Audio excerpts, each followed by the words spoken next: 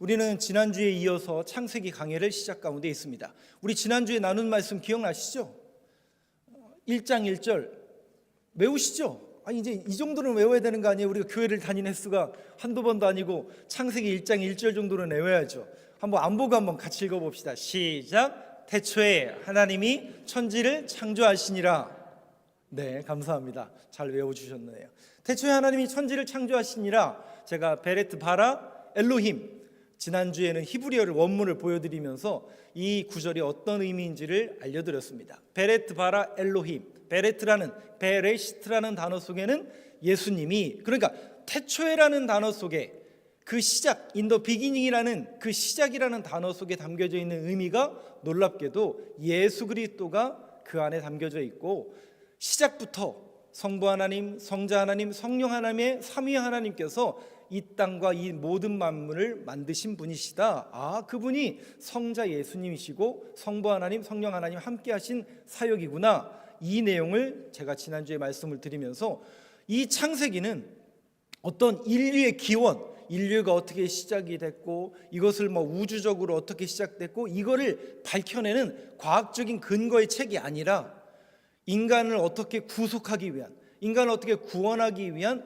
구원의 책이다. 여기까지 제가 좀 말씀을 드렸습니다. 오늘도 그 연장선상에서 다시요, 창세기를 여러분 보실 때 창세기가 인류의 기원이 어떻게 됐다, 인류의 역사는 무엇이다, 이거를 논하는 책이 아니라 하나님이 천지를 창조하시고 이 땅에 우리를 구원하시기 위한 하나님의 구원의 책으로 이 성경을 보셔야 된다.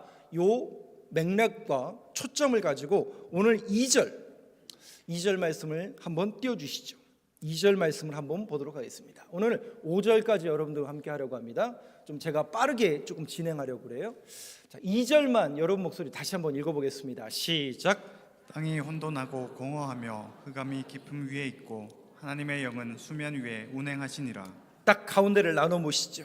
그러면 어떻게 나눌 수 있냐면 앞부분은 땅이 혼돈하고 공허하며 흑암이 깊음 위에 있고, 끊어서 앞에 먼저 설명을 드릴게요. 세 가지예요. 하나님이 천지를 창조하셨는데 지금 이 땅이 어떻게 됐다고요? 혼돈하고 공허하며 흑암이 깊음 위에 있다. 먼저 혼돈이라는 것, 이것은 이제 영어로 보면 보통 카오스라고 하는데, 우리는 혼돈하면 뭔가 무질서, 질서가 잡혀있지 않은 혼란스러운 상태, 이거 아닙니다. 이거는 원문에 가까운 번역은 이런 상태입니다. 어떤 어떤 폼이 만들어지기 전 상태. 그러니까 무엇인가가 만들어지기 전 상태라는, 폼이 만들어지기 전 상태라는 그런 의미로서 공허라는 단어를 썼습니다. 혼돈이라는 단어를 썼습니다. 그러니까 아직 무질서 이런 개념이 아니라, 혼란스럽고 혼돈스러운 그런 개념이 아니라 뭔가 만들어지기 전 상태의 그런 모습. 그러니까 소위 이렇게 번역할 수 있죠. 그 다음에 나와 있는 게 공허니까 이 공허랑 연결해서 본다면 혼돈이라는 단어는 텅 비어있는 상태, 이걸 말합니다. 다시요, 어떤 폼이 만들어지기 전, 그러니까 비어있는 거죠. 비어있는 상태를 혼돈이라고 하니까 혼돈, 그 다음에 나오는 게 뭐예요? empty, 비어있으니까 공허예요. 이해가 되시죠? 혼돈, 공허, 비어있는 상태고 비어있기 때문에 거기가 공허한 거예요. 그런데 그 공허한 그곳이 봤더니 흑암이 깊음 위에 있고 어두운 거예요. 깜깜한 어둠 속에 있는 상태. 다시요, 혼돈, 공허, 흑암, 비어있는 상태고 비어있기 때문에 공허해진 거고, 공허한 그곳이 어떤 곳이냐? 어두운 곳이에요. 자, 이게 어떤 상태를 우리에게 말하고 싶은 걸까? 다시요, 창세기는 어떤 역사와 인류의 기원을 밝혀내는 책이 아니라고 말씀드렸어요. 그러면 창세기는 어떤 책이냐? 우리를 구원하시기 위한 하나님의 구속사적인 의미로 여러분들이 해석을 하셔야 됩니다. 그래서 이 혼돈, 공허, 흑암이라는 표현이 우리 성경에 다른 의미가 아니라 비슷한 의미로 쓰여져 있는 한 구절이 있어요.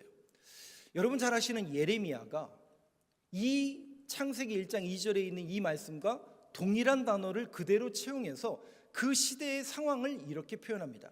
예레미야서를 한번 보여주시죠. 4장 23절.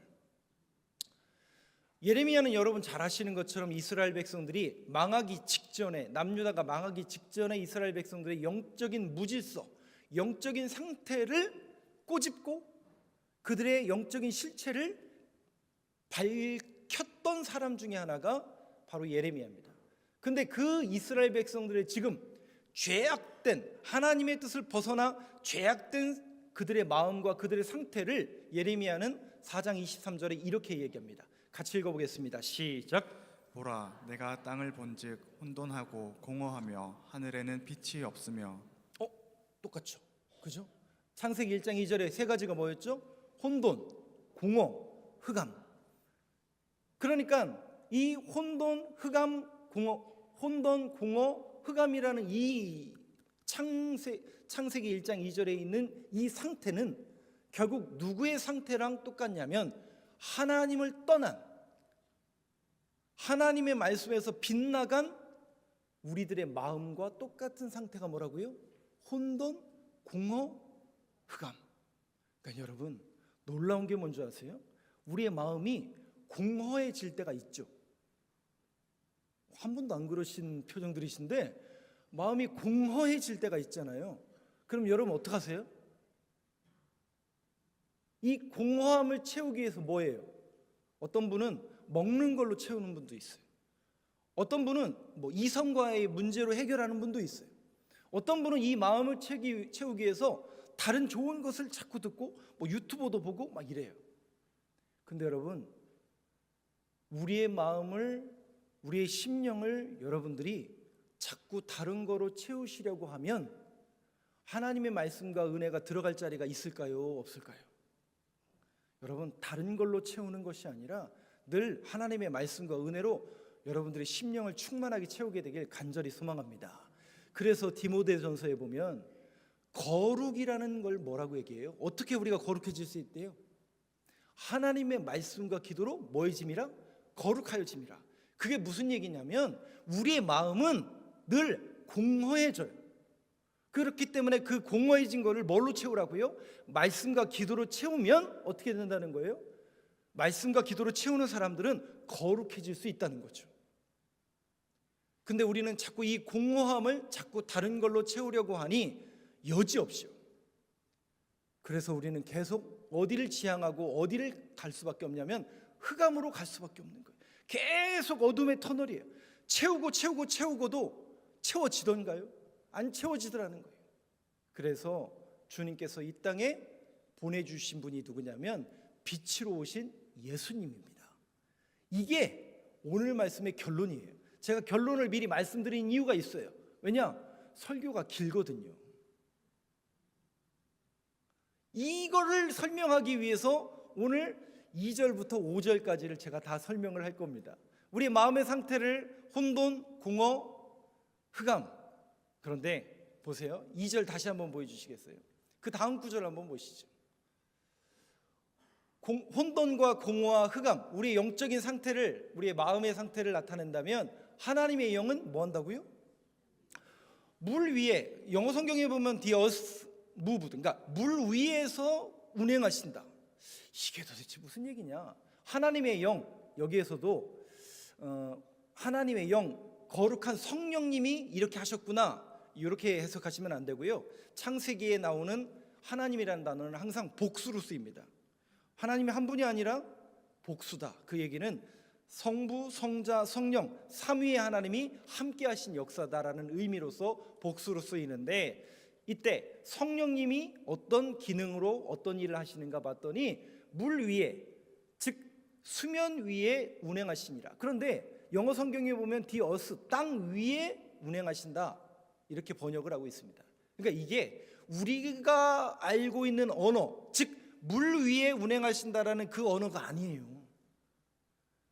이게 번역마다 다른 이유가 원문을 제대로 해석하지 못하기 때문에 한글로 옮기다 보니까 이렇게 된 거지, 물 위가 아니라는 걸 여러분들이 아셔야 됩니다. 그러니까 이것은 어떤 상태를 표현하기 위한 우리식의 말로 표현한 거지, 이렇게 됐다 이게 아니라니까요. 여러분들 이해가 되세요? 예, 그걸 말하는 겁니다. 어떤 상태를 의미하기 위해서 이렇게 한글로 써놓은 거지, 아니 물 위에 하나님의 영이 움직였다 이 얘기가 아니라는 걸 여러분들이 아셔야 됩니다. 그래서 해석해 드리는 거예요. 봤더니 운행하다라는 뜻이 무슨 뜻인가? 초점이 뭔가 봤더니 운행하다라는 뜻이 이런 뜻이네요. 알을 낳다라는 뜻이래요. 그러니까 이게 전혀 다른 의미가 되는 거죠. 그럼 알을 낳다라는 게 무슨 뜻이에요? 새가 자기 새끼인 알을 낳은 거예요. 그러면 알을 낳고 네가 알아서 잘 깨고 네가 잘 부화하라고 그냥 방치해 두나요? 아니죠. 그 어미새는 그 알이 그 안에 있는 생명이 자라 스스로 나올 때까지, 아니 나올 때도 같이 밖에서 쪼아서, 줄탁동시라고 하죠. 같이 쪼아서 그 생명이 태어나게 하죠. 그러면 이제 태어났으니까 이제 네가 알아서 잘 살아봐라 이러던가요, 어미새가? 아니죠. 그 새가 스스로 날고 스스로 자기 구실할 때까지 뭐예요? 품고 먹이를 날라다 주고, 그거를 신명기에서 이렇게 얘기합니다. 같이 한번 보이시죠. 신명기 32장 11절 같이 읽어보겠습니다. 시작. 마치 독수리가 자기의 보금자리를 어지럽게 하며 자기의 새끼 위에 너풀거리며 그의 날개를 펴서 새끼를 받으며 그의 날개 위에 그것을 엎는 것 같이. 그러니까 그 운행하다라는 뜻이 알을 낳다, 알을 품다라는 뜻을 갖고 있는데, 그 알을 낳다, 알을 품다, 이 운행하다라는 단어는 어디까지 진행이 되냐면 여기 보니까 날개 위에 그것을 어떻게 한다고요? 엎는 것 같이. 알을 낳다, 알을 품다, 새끼를 엎다. 누가요? 누가? 하나님의 영이. 하나님의 영이 새끼를 낳고 알을 품고 그 새끼를 엎는 것 같이 지금도 역사하신다라는 그 표현을 하나님의 영이 수면 위에 운행하시니라 이렇게 설명하고 있는 겁니다. 그러니까 여러분 보세요. 앞에 있는 내용, 혼돈, 공허, 흑암, 누가요? 누가요? 이 창세기 말씀을 받던 그 당시의 이스라엘 백성들은 출애굽한 이스라엘 백성들이에요. 하나님의 말씀을 몰라요. 이미 하나님의 말씀에서 벗어난 백성들이에요. 근데 하나님이 그들을 다시 끄집어내서 거기로 인도해서 나는 너희의 하나님이 되고 너희는 내 백성이 되라 약속을 맺고, 이제 너희는 내 자녀이니 더 이상 혼돈과 공허와 흑암 가운데 너희들이 살 것이 아니라 내 자녀이니 내가 어떻게 하겠다라는 거예요. 너희들을 낳고 품고 내가 너희들을 업어서 저 약속의 땅으로 인도하겠다라는 하나님의 약속의 말씀이 이 안에 담겨져 있다라는 것이죠. 여러분, 그 하나님의 사랑을 여러분들이 깨닫게 되길 간절히 소망합니다. 이거는 단순히 구약에 있는 이스라엘 백성들을 향한 그 메시지가 아니에요. 이건 바로 이 시대의 저와 여러분, 지금 2025년 1월 19일 날 주일 예배를 드리며 창세기 1장 2절을 보고 있는 저와 여러분들에게도 동일한 메시지로 다가와야 된다는 거죠. 저와 여러분들이 어떤 자녀예요? 어떤 자녀들입니까? 죽을 수밖에 없는 자녀들 아니에요? 로마서 5장 8절 한번 보여주시죠. 원래 우리의 정체성이 이거였어요. 같이 읽어보겠습니다. 시작. 우리가 아직 죄인 되었을 때에 그리스도께서 우리를 위하여 죽으심으로 하나님께서 우리에 대한 자기의 사랑을 확증하셨느니라. 우리는 원래 이렇게 죽을 수밖에 없는 죄인이었는데 하나님께서 우리를 사랑하셔서 끄집어내는 거예요. 어디에서요? 그 어둠에서 끄집어내서 하나님의 자녀 삼아주시고 업고 키우고, 누굴 통해서요? 자기 아들을 죽이심으로 하나님의 사랑을 확증해 주셨노라. 그 하나님의 사랑이 이 1장 2절에 담겨져 있는 하나님의 속성을 그대로 드러내고 있는 땅이 혼돈하고 공허하며 흑암이 깊음이 있고, 누구의 영적인 상태예요? 바로 우리의 영적인 상태가 이랬는데 하나님의 영이 수면 위에 운행하시니라. 그 하나님의 사랑이 우리를 건져내시고 업어주시고 지금도 돌봐주신다라는 그 믿음의 고백을 가질 수 있는 이 창세기 1장 2절의 말씀이 되길 간절히 소망합니다. 그걸 2절에서 이렇게 설명하고 있다는 거죠. 운행하시니라. 그러면서 3절 말씀을 한번 보시죠. 근데 그 사랑이, 그 하나님의 사랑이, 알겠어요. 이 2절은 무슨 말인지 알겠는데, 그 하나님의 사랑이 어떻게 우리에게 인도가 되었는가, 그 구체적인 사랑이 바로 빛으로 증거가 됐다라는 거예요. 그래서 3절이 등장하는 겁니다. 같이 읽어볼게요. 3절 말씀.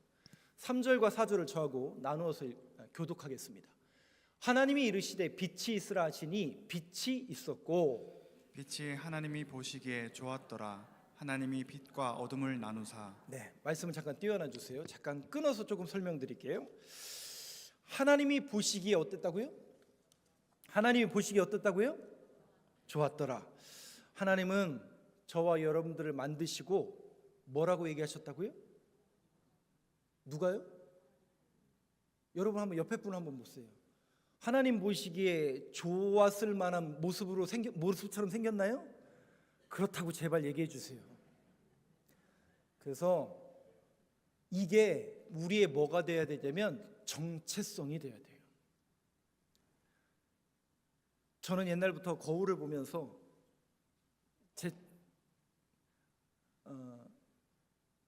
제 상태에 대해서, 거울을 보면서, 제가 올해 이제 50이 됐는데 제 상태에 대해서 지금까지 한 번도 좋았다라고 여겨본 적이 없었어요. 근데 너무나 감사한 건 뭔지 아세요? 제 인생 속에서 가장 상태가 좋았던 적이 언제인 줄 아세요 혹시? 언제일 것 같으세요? 지금입니다. 그러니까 여러분들은 지금 저의 인생 속에서 제일 좋은 상태의 모습을 보고 계신 거예요. 아, 저 목사가 옛날에는 쭈글쭈글하고 어글리였고 막 이랬구나. 맞아요. 저는 거울 보면서 막 답답한 정도가 아니라 거울을 보기 싫어서, 저는 중학교 고등학교 사진이 별로 없어요. 왜 그런 줄 아세요? 너무 못생겨가지고 사진을 찍는 거부감을 느꼈어요. 그냥 제가 하는 얘기가 진짜예요. 지금 상태가 제일 좋은 걸 보고 계신다니까요, 여러분들은. 근데 여러분, 하나님께서는 저와 여러분들을 보시면서 뭐라고 한다고요? 네, 제 친구들은 저한테 잘생겼다는 말을 한 번도 한 적이 없고, 저를 아는 모든 사람들이 저한테 야, 너는 왜 그러냐? 라고 한 적은 많이 있었지만, 야, 너 정말 잘한다, 너 정말 대단하다, 이런 얘기 한 번도 못 들었지만, 그게 팩트고 그게 사실이지만, 여러분, 그런 세상 소리에 연연하는 것이 아니라 저와 여러분들의 정체성은 뭐라고요? 누가요? 하나님이 저와 여러분들을 보시며 뭐라고 여기신다고요? 보시기에 좋았더라. 옆에 분들한테 한번 빨리 알려주시죠. 하나님이 당신을 보기에 좋았더라 라고 말씀하십니다. 한번 인사하시죠.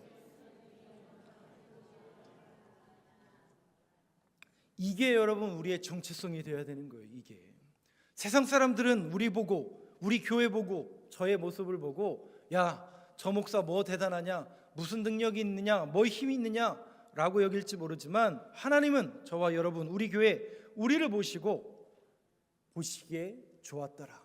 그 보시기에 좋았더라는 것은 완전하고 적절하다라는 그런 의미입니다. 이 단어가 신약성경 로마서 8장 28절에는 이렇게 쓰이죠. 같이 한번 보겠습니다. 읽어보겠습니다. 시작.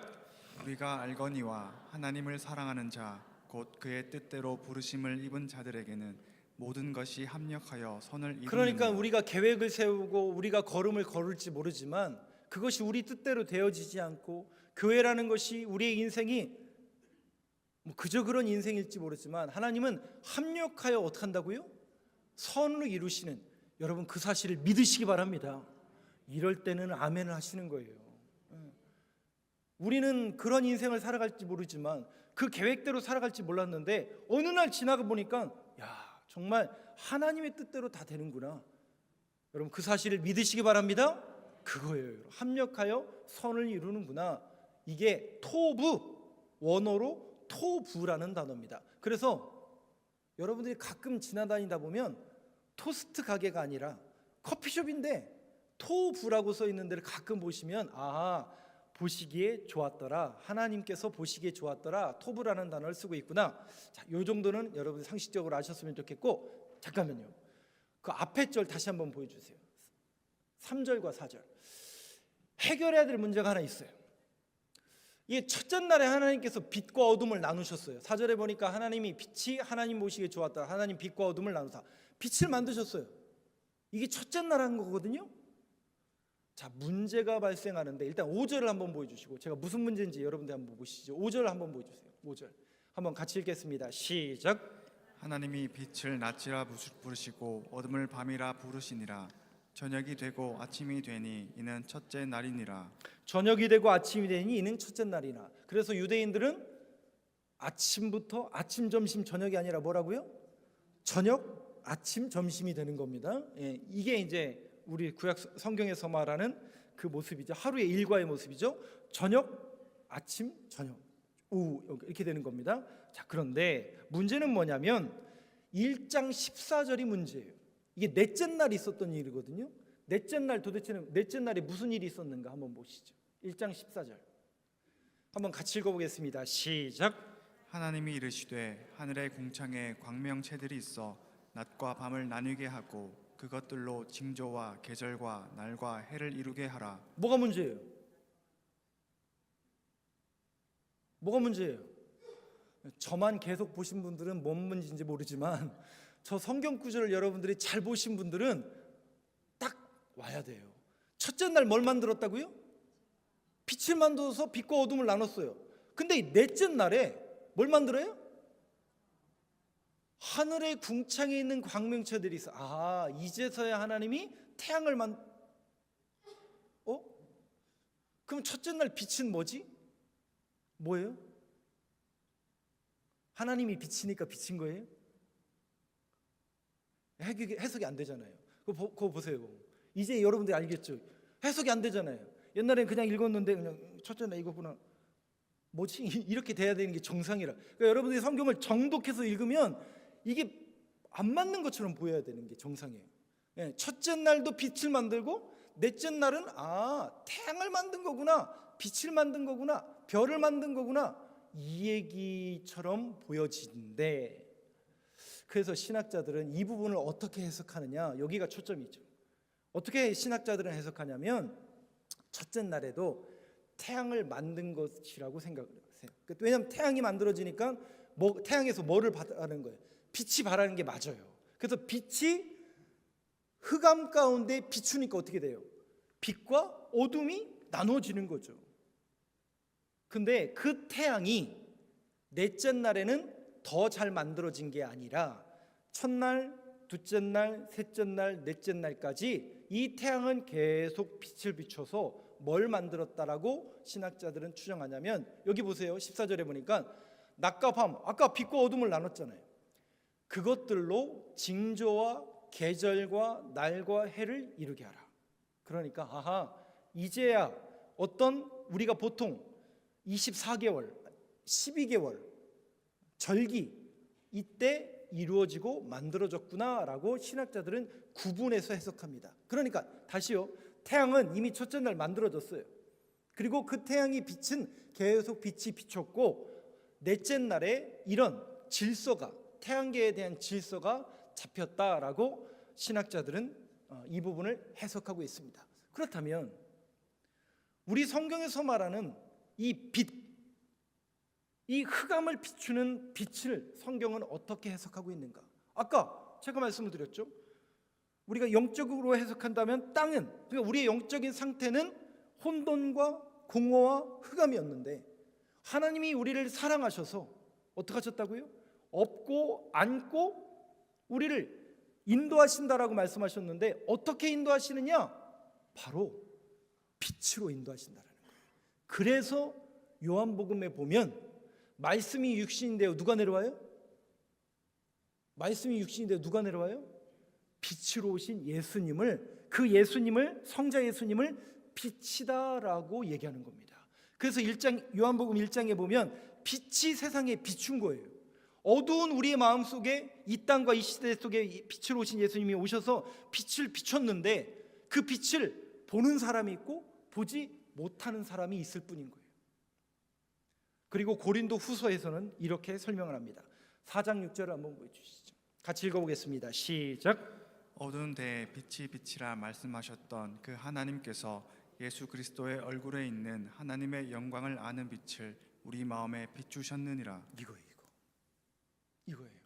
어두운 데 빛이 비치라 말씀하셨던 하나님께서 빛을 비추라, 빛이 있으라, 하나님의 창조의 역사의 그 말씀이 하나님께서 예수 그리스도의 얼굴에 있는 하나님의 영광을 아는 빛을 우리 마음에 비추셨느니라.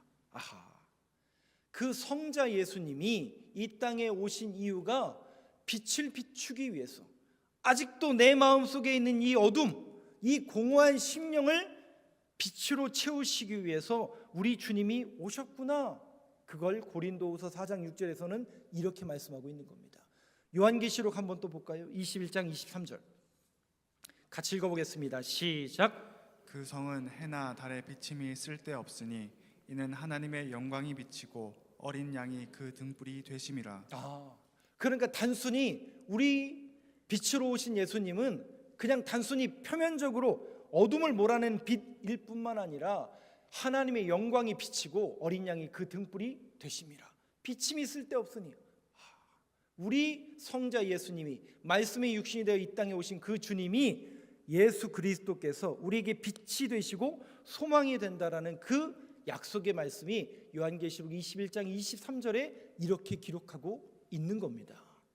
그러니까 창조의 이 모든 사역은 누구로 귀결이 되냐면 예수 그리스도로 귀결이 된다라는 것을 창세기 1장에서부터 이야기하고 있는 겁니다. 그래서 성경은 누구에 대해서 이야기하고 있다고요? 성경은 결국 귀결이, 요한복음 5장을 한번 보시죠. 외우세요. 이 구절을, 39절 말씀. 우리가 성경을 봐야 되는 이유, 그 성경의 모든 귀결은 결국 누구냐? 요한복음 5장 39절 외우세요. 같이 읽어보겠습니다. 시작. 너희가 성경에서 영생을 얻는 줄 생각하고 성경을 연구하거니와 이 성경이 곧 내게 대하여 증언하는 것이니라. 여러분, 이 사실을 믿으십니까? 그거예요. 예수 그리스도. 그분이 하신 역사이고, 그래서 그분이 우리에게 빛이 되시고 그분이 우리에게 소망이 되신다라는 그 약속의 말씀을 붙들 수 있는 저와 여러분, 또 새롭게 시작된 이 한 주가 되길 간절히 소망합니다.